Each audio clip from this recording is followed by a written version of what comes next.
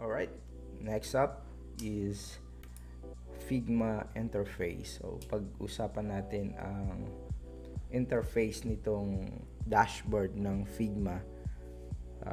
What I mean yung pinaka-home ng application ng Figma. Kung saan nyo i-manage yung mga files nyo, yung account nyo. So, titignan natin kung ano ba to. Paano to gagalaw-galawin na natin. Start tayo dito from left. Start tayo dito sa pinaka taas. So makita nyo dito, meron tayo ditong theme.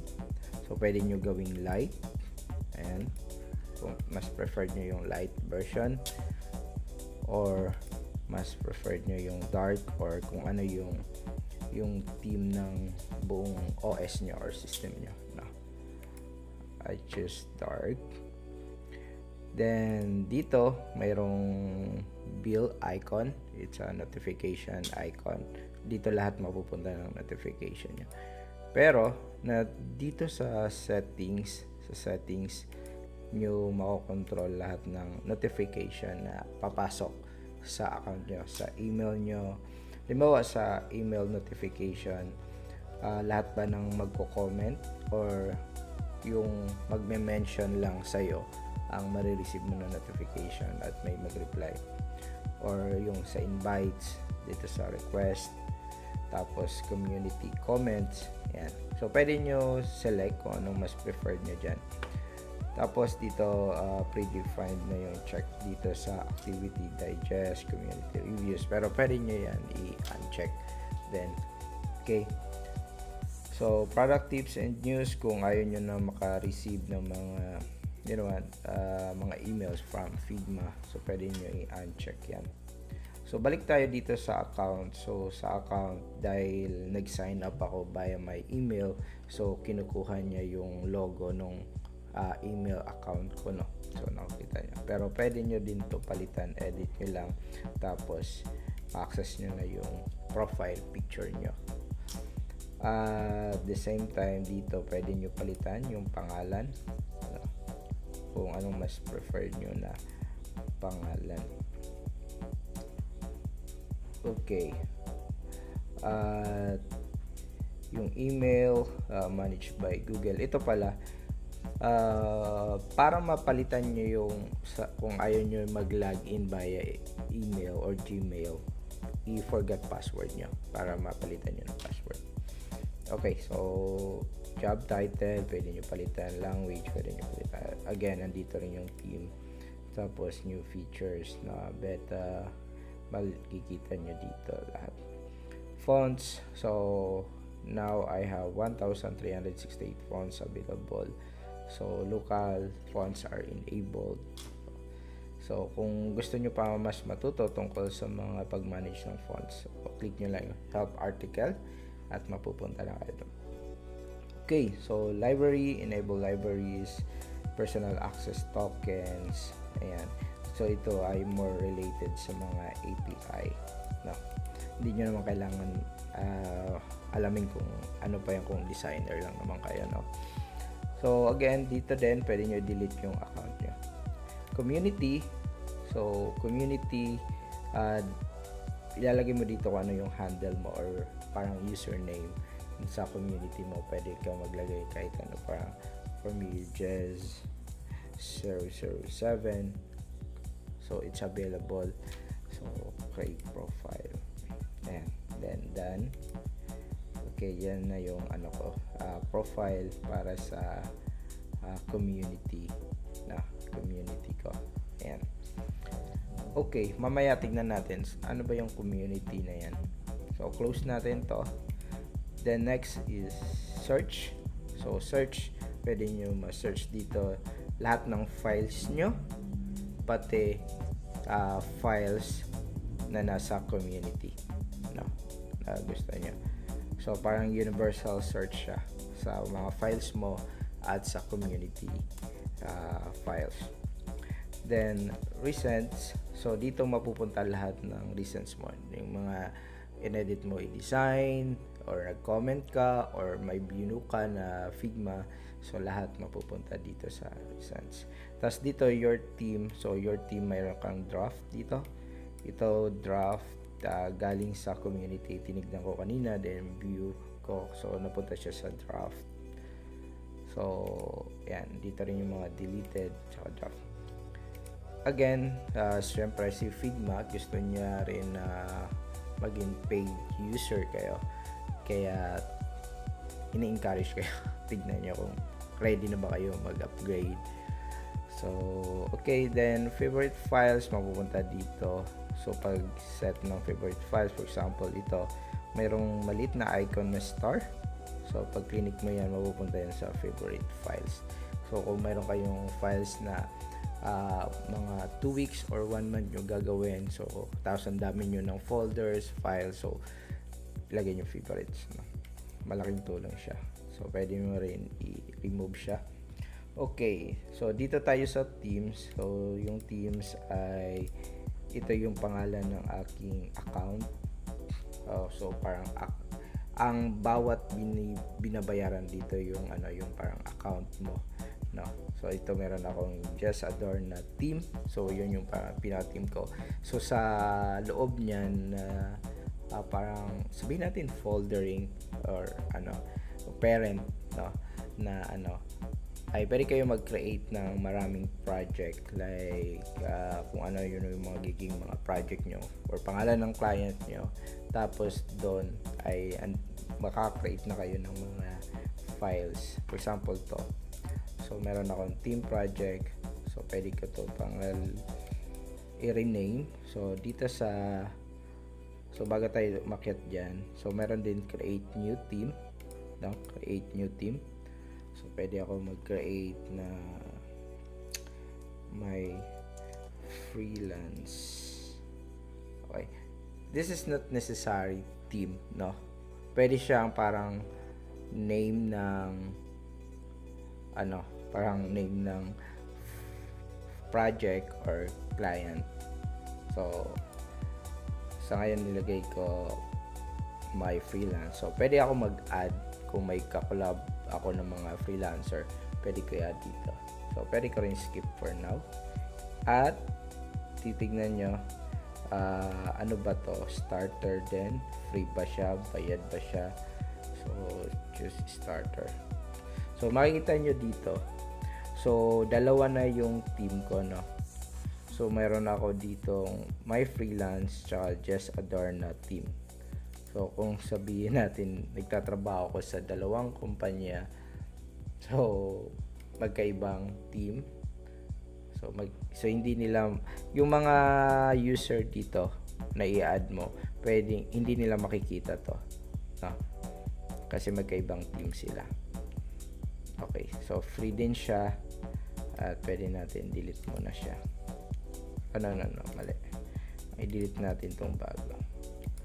Okay, ito ay very standard na ngayon na pag magdi-delete kayo, kailangan nyo enter yung name ng i-delete nyo.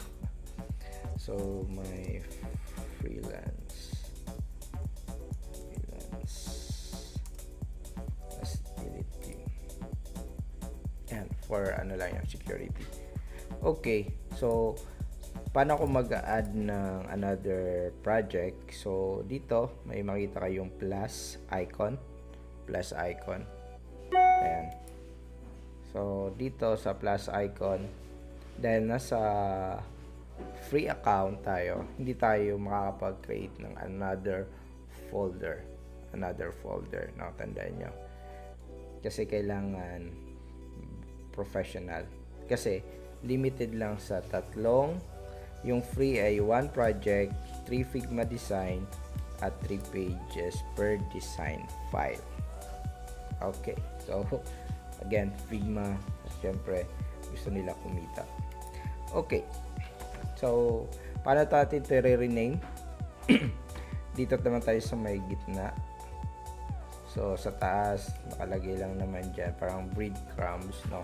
Parang breadcrumbs ng pinaka team natin, Just Adorn team. Anyway, pwede rin to i-rename. Rename natin ng Team Pinoy. Okay. So, that's it. So, dito makikita nyo bawat project pag dumami na yan.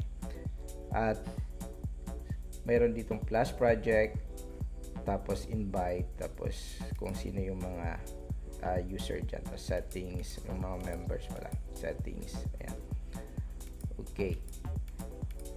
So, dito rin, pwede rename, pwede i-copy yung link. Pwede nyo rin palitan yung icon. Change din na icon. Pwede din i-delete. So, settings. So, dyan din yung settings natin dyan. Yan. So, mga pwede nyo palitan. No? Kung minsan kasi habang lumalaki yung team, lumalaki yung project, mas maganda meron siyang mga description para mas organized, no? Okay. So, dito tayo sa loob niya, loob ng team. So, meron tayong project, team project nilagay natin. So, rename natin siya ng, sabihin natin,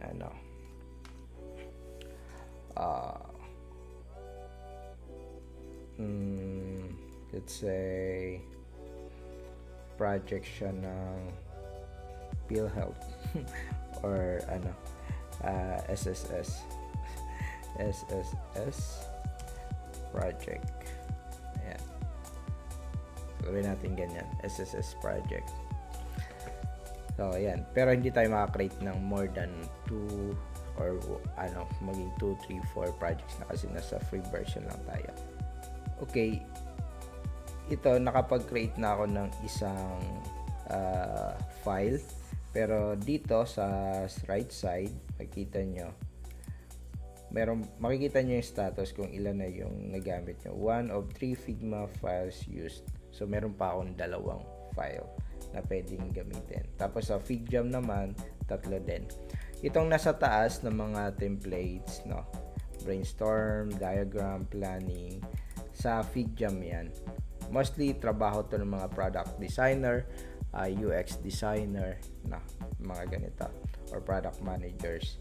Pero hindi muna natin pakikialaman niya kasi focus muna tayo sa UI design. At dito muna tayo sa interface ng Figma. Okay. So, mayroon tayong Team Pinoy. It's a team. Yan yung binabayaran. Every team, yun yung binabayaran. At bawat user doon. Excuse me. At sa bawat team may mga projects. So, meron tayong projects dito na SSS project at sa project na to, pwede tayo mag-create ng 2 pang design na file. Okay.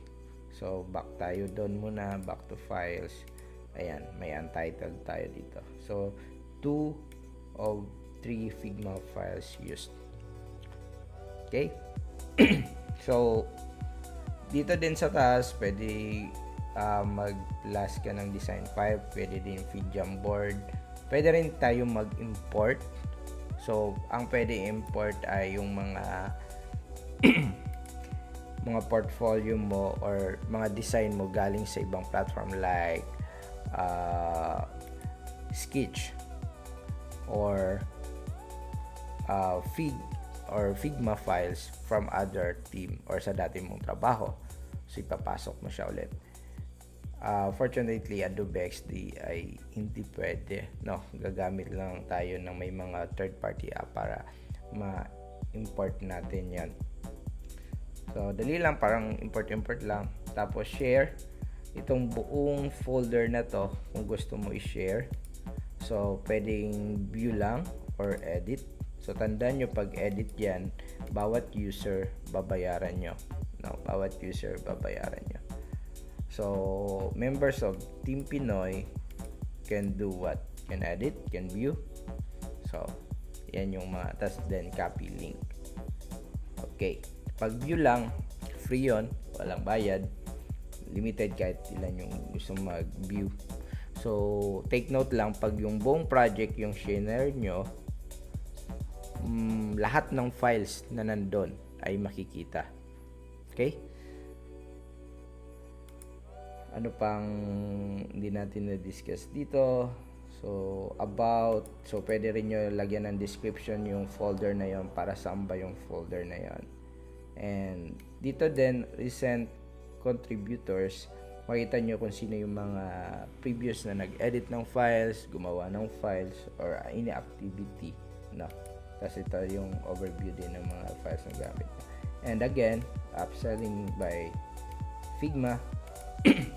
So, encourage tayo mag-upgrade. At dito may help and resources. Yan. So, anything na kailangan nyo, andito. Keyboard shortcuts, YouTube videos nila, supports. So, andito lahat, no? At dito again, sa taas, babalikan natin to. So, yung Figma may desktop app din siya. Kaya lang yung desktop app niya parang web-based din siya actually. Kasi kailangan may internet ka, kailangan online ka, no? Ang kaibahan lang, di ka na pupunta sa Chrome or sa any browser para i-open yung Figma mo. Kundi yung application mismo ay i-open mo pag nakalagay nga doon. Tuloy-tuloy na yan. So, click mo lang yan, tapos magda-download yan, then install. Okay. Then, dito sa isang application or isang naka-open mo na tab or Figma, pwede ka mag-add ng other account mo. For example, may personal account ka, may company account ka, so pwede mo i-add. So, para madali lang yung paglipat-lipat ng account, no? Tapos, log out, pwede mo i-log out lahat ng account or yung specific account yung ila-log out mo. Okay, kanina binanggit natin yung community. So, dito yan sa pinakababa, explore community. No. So, sa explore community, so meron din inspiration. So, lahat ng parang gusto mo, plugins, design inspiration, UI kit, so icons, dito lahat, no. So, wireframe. So, search mo lang yan. Andito na yung pwede mo magamit lahat, no. So, yung iba dito free, may iba paid version. For example, to ay free siya. So, pwede mo siya i-open in Figma, no. At again, ito naman ay parang ano lang din to, naka-iframe na Figma, no. Mada-drag siya. Ganyan. At pag in-open nyo yan, nasa draft nyo yan. Mapupunta yan sa draft nyo. Pero hindi yan maka-count as dito sa number ng ano nyo, ng file. Ayan, 2 of 3 pa rin yung file nyo. Pero mapupunta siya dun sa draft. At pag in-open nyo yan, ayan. So, may edit nyo yan. As in, may edit nyo. So, puntahan natin. Ayan. So, ayan. Click here to get free Figma file. So, ayan yung gusto nyang gawin natin. No? Kala ko ito na yung pinaka Figma file niya. Okay, wag na natin gawin yan. Balik tayo doon sa community. So, sa community, let's say, kailangan nyo ng UI kit, no? So, pag sinearch nyo yan, so, may universal search din sa pinakataas. Lahat ng needs nyo. Bawa ito, iOS 14 UI kit for Figma. So, free din siya. Open in Figma. So, open natin. So, kahit napakaraming draft, okay lang yon, no? Hindi makaka-affect dun sa pagiging free version ng account nyo. Kaya, kapag nagsisimula pa lang kayo, kahit hindi muna kayo mag-avail ng o mag-upgrade, matututo kayo mag-design. So, yun naman yata ang pinaka-goal ni Figma. Free siya sa mga nag-aaral pa lang. Ayan, So, pwede nyo na itong ma-reuse, mga to. So, sa community, ang daming pwedeng gamitin, no? Maraming mga designer yung nagbibigay ng free ng mga files. At kahit tayo, ay pwede rin mag-publish ng mga design natin. Ba ito? Publish. So, pwede mo yung files mo, i-publish mo yung files mo. Pili ka ng files mo, tapos next, publish. Okay.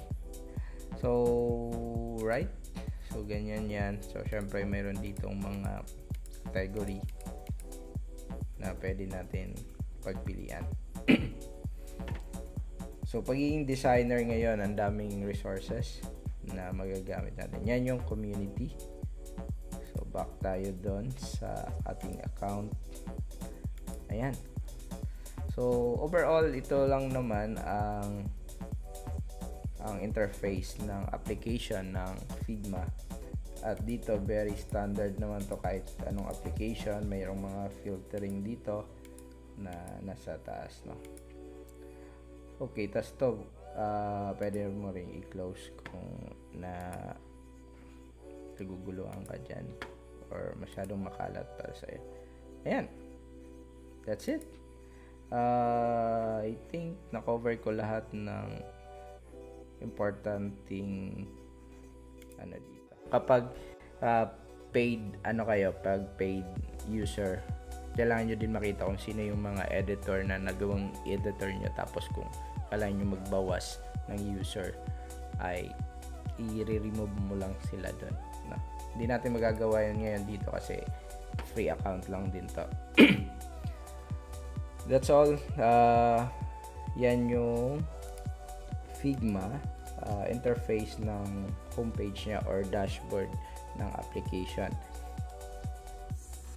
Okay, so next natin di-discuss ay frames. So pag in-open natin yan, so ang gagawin natin itong mga frames. So to ay di-delete na natin to, ginamit natin to sa yung mga frames na yan.